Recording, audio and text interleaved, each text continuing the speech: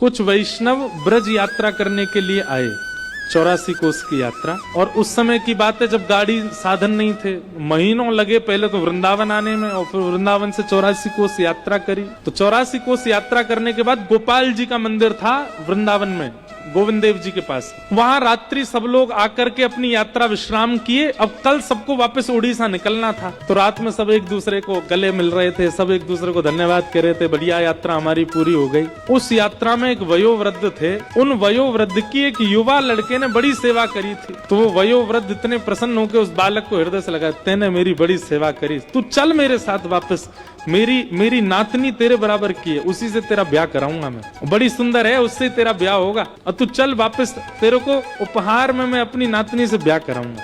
वो भी प्रसन्न हो गया, करा देना, हम तो बैठे तैयार।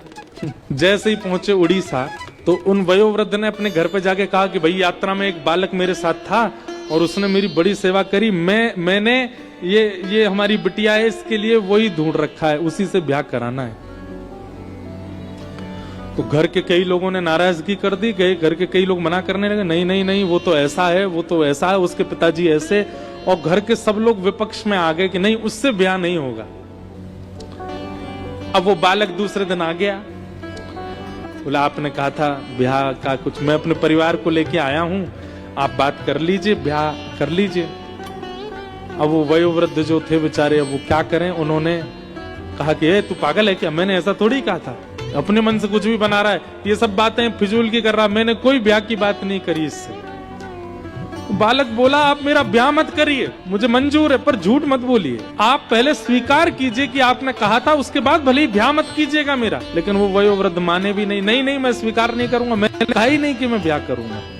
महाराज पंच जुड़ गए, पूरा गांव इकट्ठा हो गया। अब वो बालक कहे कि इन्होंने कहा था, वो वृद्ध कहे कि नहीं मैंने कहा ही नहीं, अपने मन से बोल रहा है। तो पंचों ने कहा भैया देखो, इन्होंने तुमसे कहा कि अपनी नातनी से ब्याह करेंगे, तुम दोनों के अलावा किसी तीसरे ने बात सुनी थी तुम्हारी?